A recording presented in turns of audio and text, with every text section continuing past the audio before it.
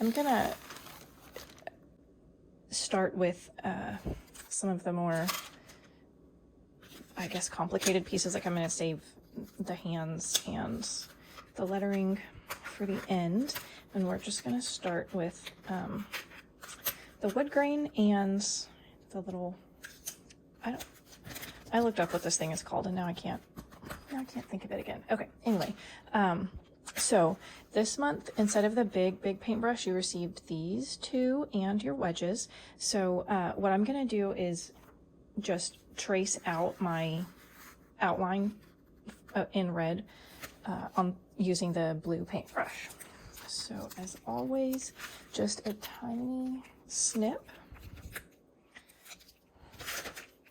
Okay, and I'm going to be mixing colors quite a bit, so I'm going to try to save as much of my space as I can and not get paint all over. So, all right, so work that paint into your brush, kind of grooming your bristles, and use the space that you have here to kind of get the hang of how your brush is going to move the paint around.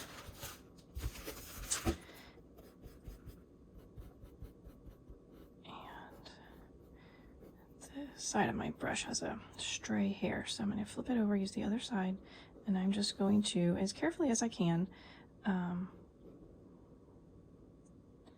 make this.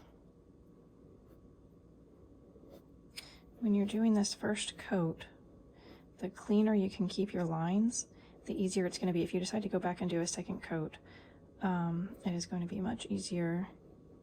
You'll be able to move faster that second time around. Okay, when I go around curves, I like to hold my paintbrush in one spot and kind of twist the end, and that helps me get a cleaner, straighter, kind of not wavy or going out of the lines curve. Okay.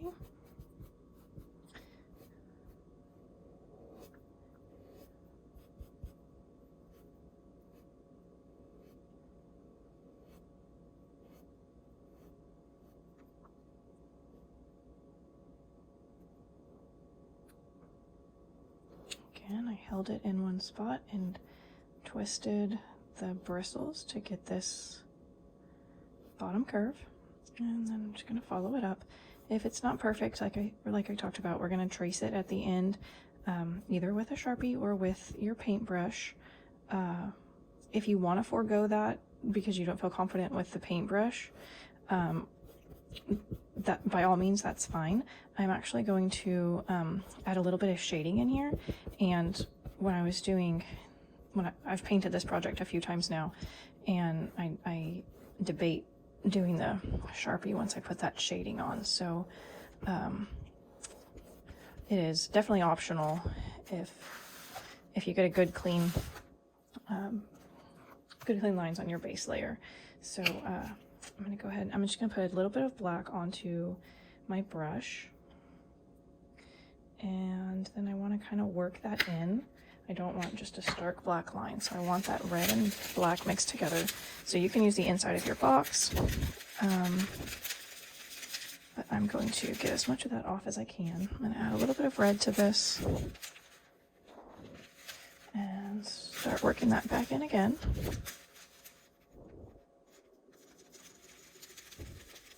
You can see how that starts to blend once you get that real wet red paint. So I'm going to start up here so I can kind of get a feel for it. Okay, so that's pretty. All right, I've worked out most of it, so I'm just going to do a quick go around.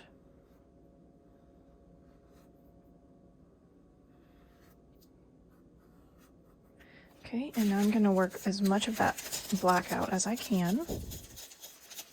I should have a wet, if you have your damp rag or your baby wipe, that would be helpful right about now. All right, so then I'm gonna get more red paint in here, and I'm gonna work in that shading, that blending. I'm gonna work that red paint, that fresh red paint into it. Okay, so I don't know if you guys can really see how this is changing as I'm going. So I'm just working that black paint into the wet red paint. I'm going to kind of smooth that out, working that shading up.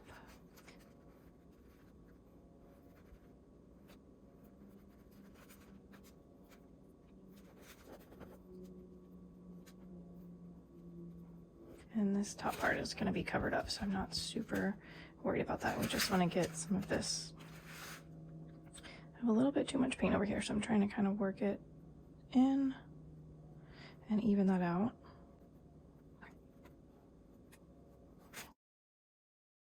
Moving on to our the wood grain.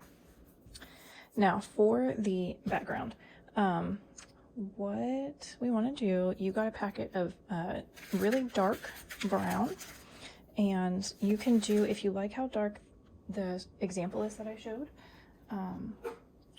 this is just that dark brown as a stain, so I didn't lighten it at all to do this. I do think that it's a little dark, so I'm going to actually lighten it tonight, and I'm still going to do it as a stain, but I'm going to lighten it. So I'm going to move this back, and I have a wedge that is damp, and also my water, so I want to get a little bit of my brown paint.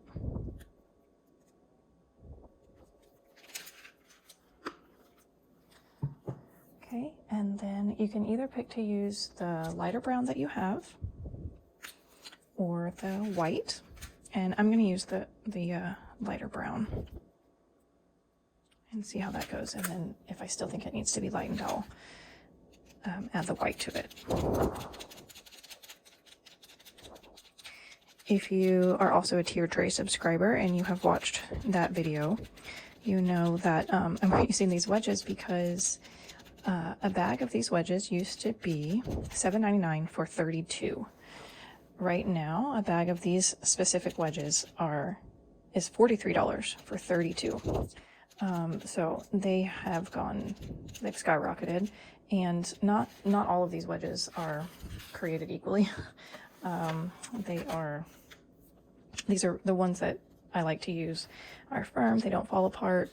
They don't leave little pieces all over. Okay, so I'm really working this in. I don't want a lot on my wedge because I want it to be a little lighter. Okay, so this is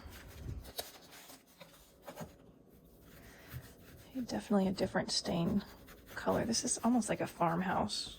It kind of has a gray tint to it, I would say. So put that on and then pull off the extra. And that's definitely lighter than that first project that I showed you.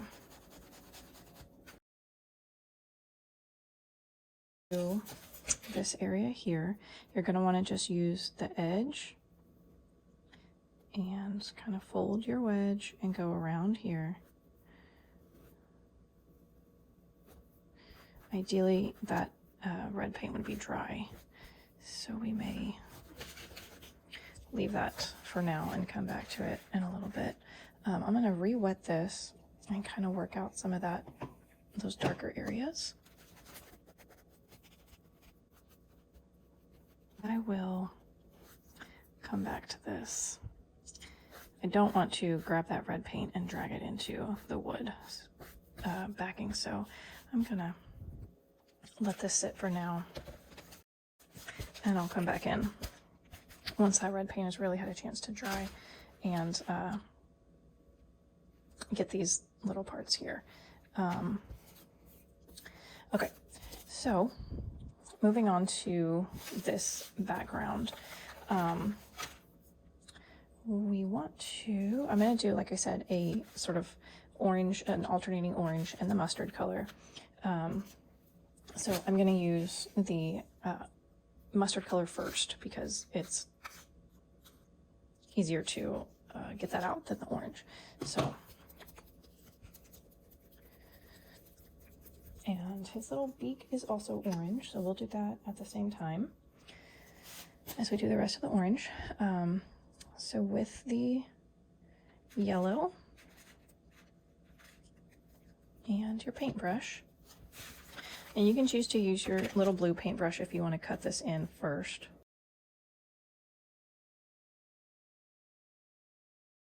Okay.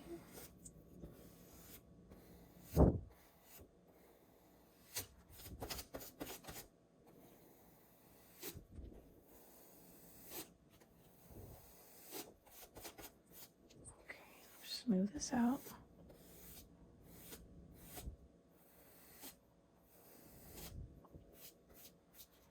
Okay.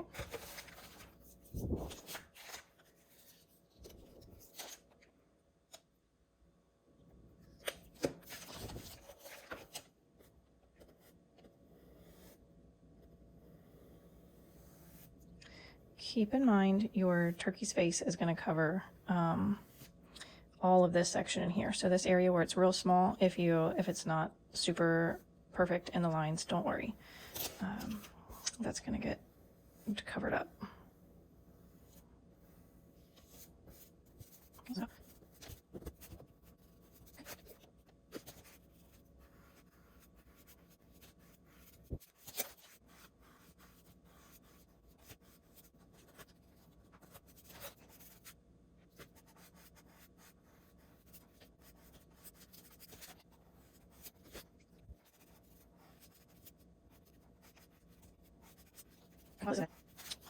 I'm going to work a little bit of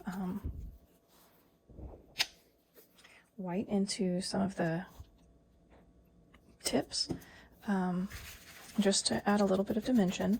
So I'm going to work some white into my wet paintbrush. I don't want white. I want it to just be a lighter yellow than what I used on here. So starting back over here, I'm just going to kind of swipe and see. Okay. And again, similar to what we did on the, whatever that thing is called, the red part, I'm going to then add some more yellow back in and just work it until I'm happy with how the kind of shading looks.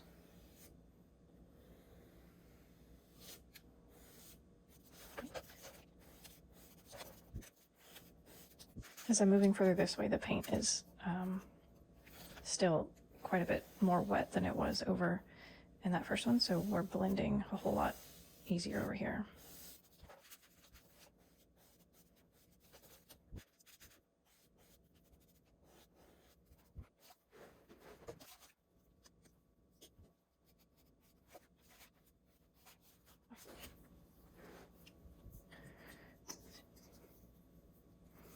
Actually, I like how that little extra on the very ends turned out. So I'm going to go back while it is wet still again and just add that little bit right on the end, right on the ends.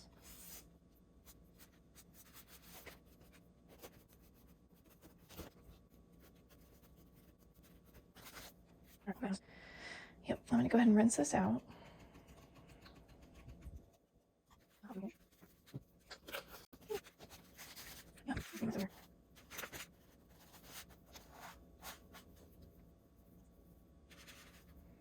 Okay, let's see.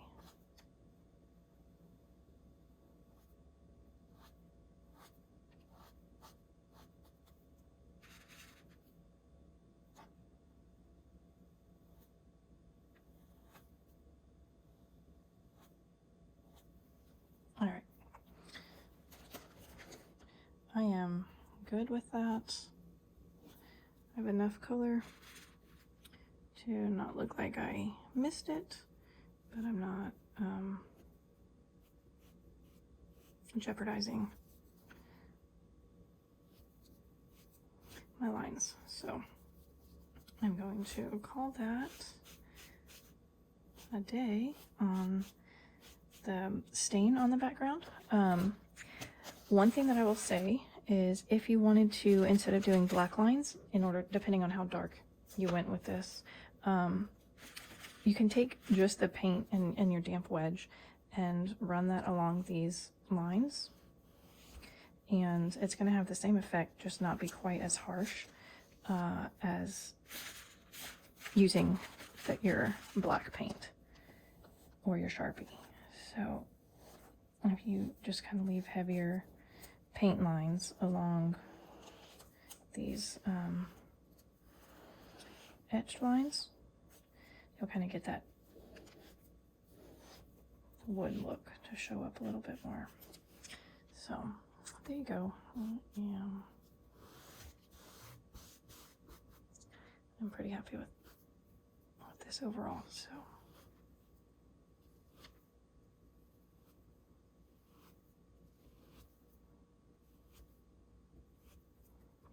okay. All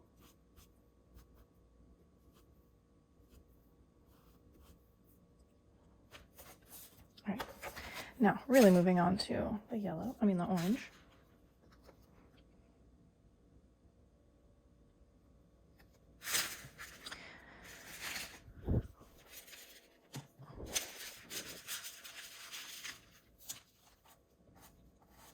Same exact technique and everything as the yellow.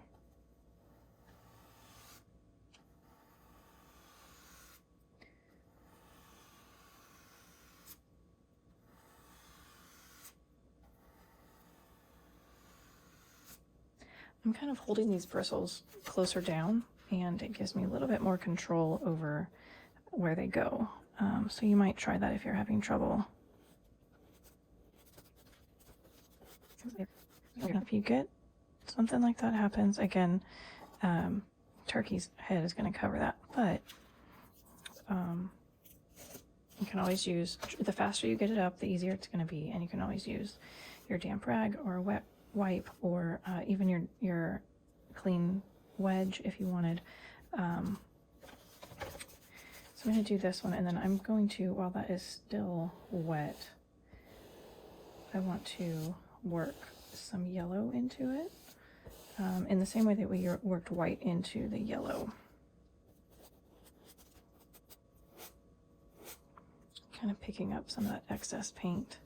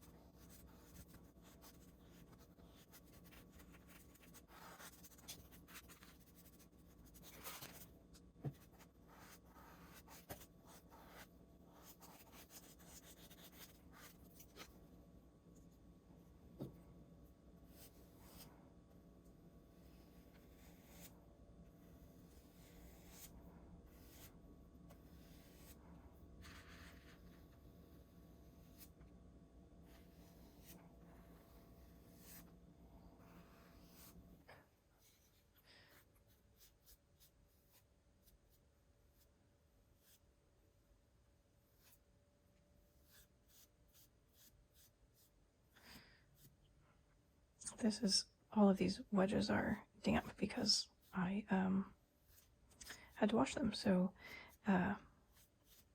this is kind of giving a washed look, but I'm okay with it. And then same thing. I'm just going to use the other end of this wedge to make his eyes white.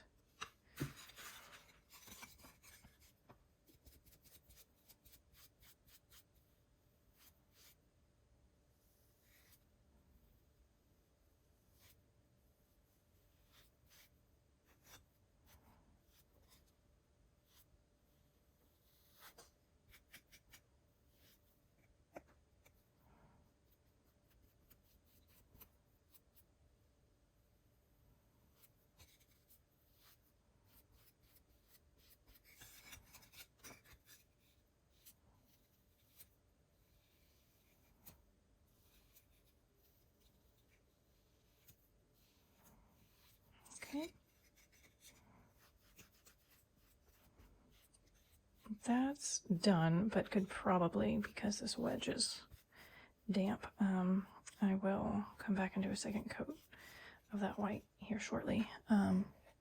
But then also his eyelids are going to be this darker brown, so they kind of stand out. So I'm just going to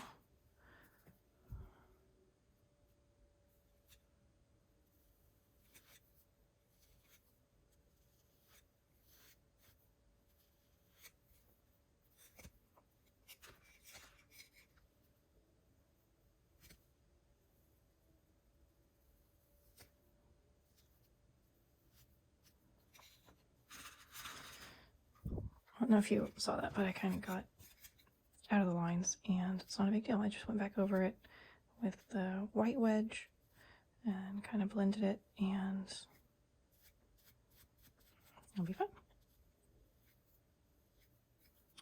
Okay, same thing on this guy. Tiny bit on this corner. Okay, so there's that guy. Really all we have to do are these pieces black, the letters black, and then his face. So I'm gonna go ahead and do the decoration on the, on the background.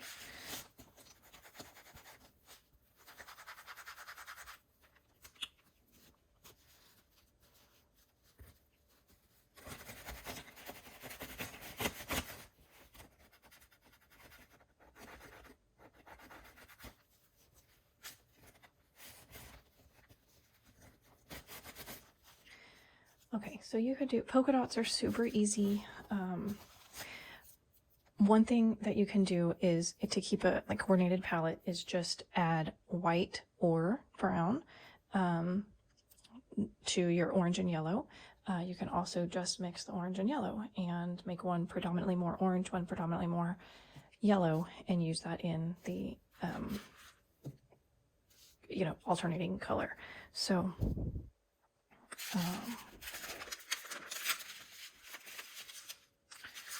I am going to, on the orange, I'm going to do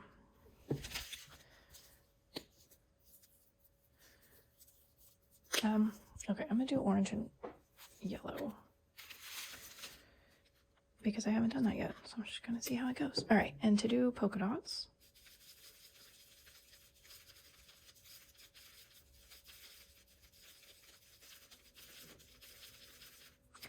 just get your brush good and saturated. You want to make sure that you mix enough color right from the beginning to do the whole, to do it all, because it's almost impossible to mix paint again and get the same color. So you just set your brush down and do a quick twist and just keep moving around.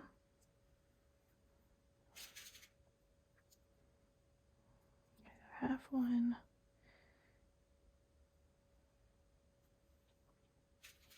I like that with yellow instead of white. I think it's coordinating very nicely with the neighboring feathers. So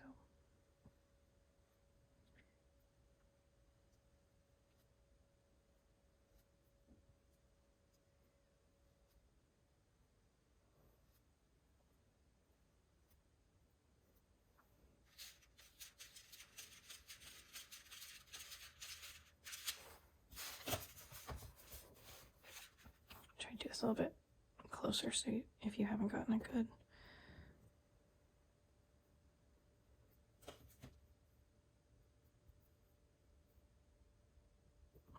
Set it down and pivot. You want to keep that one corner, the inside corner of your brush, in the same spot.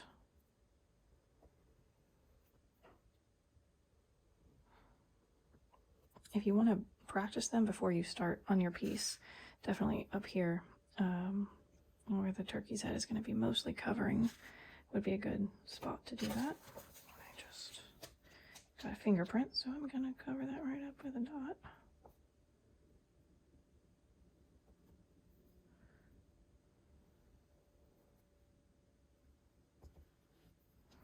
If they're not all uniform size, that's okay. The harder you push, the bigger your polka dot will be.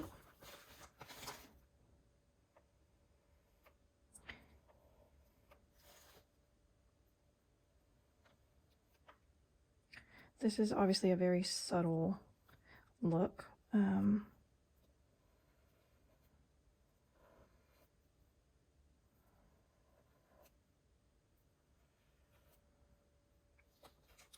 If you wanted more contrast, obviously add more yellow or use white, use brown.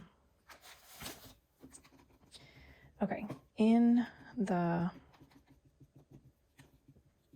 debating here. I think what I want to do, because my bow has that teal color in it, what I want to do is incorporate it. So I think I'm going to try, and I'm going to do one in here where it'll be definitely covered up and see what we think. But I'm going to try kind of a leopard spot with the teal, which I'm using a different teal than y'all, because that teal, if you've been with us for a while, we used it for the fall box, the squirrel. So the one before the ghost. And it's the same teal color, and it is hard to find. So I ordered as many as I could from wherever I could, and this is the closest match I have to what you'll have in your box. So all right, so I'm gonna just do kind of a half odd shape. It's not a perfect shape by any stretch. And then I'm gonna go ahead and rinse this out for right now, because I want to see what it's gonna look like before I start making a bunch of teal polka dots. Okay, and then to go around it, actually, let me try the dark brown. I can always go switch to black if I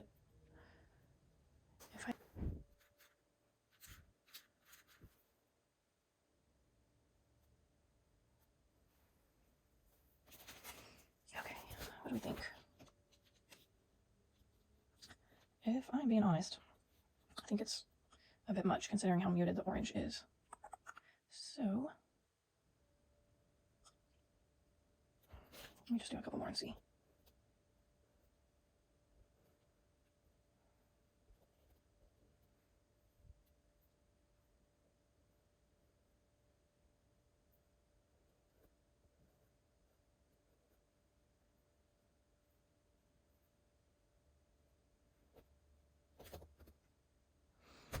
Yeah, I don't think I'm gonna stick with that. Okay.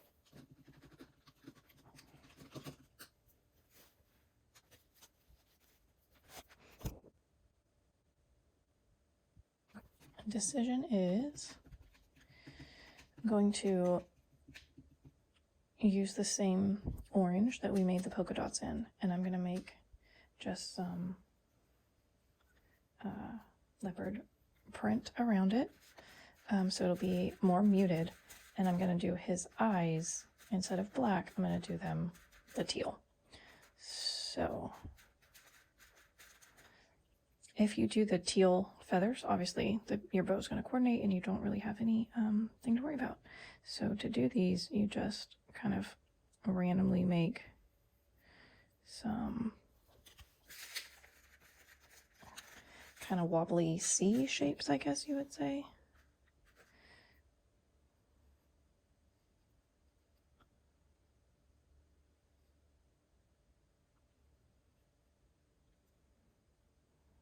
Little hooks and things. You don't want them to be polka dots.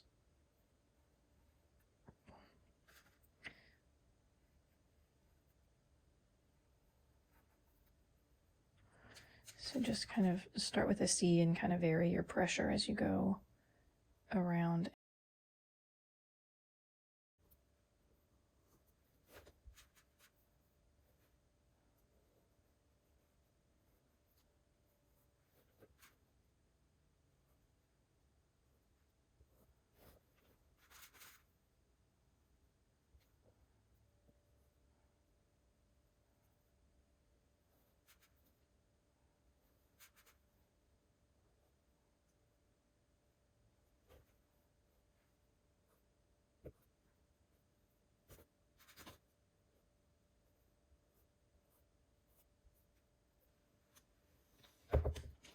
Okay, I know that looks crazy, but our turkey head will cover that up, so no worries.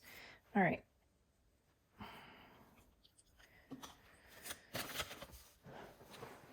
gonna set that aside and see what we think in just a bit. Okay, so for this guy, let's see, this was my white wedge. Let me redo his eyes real quick.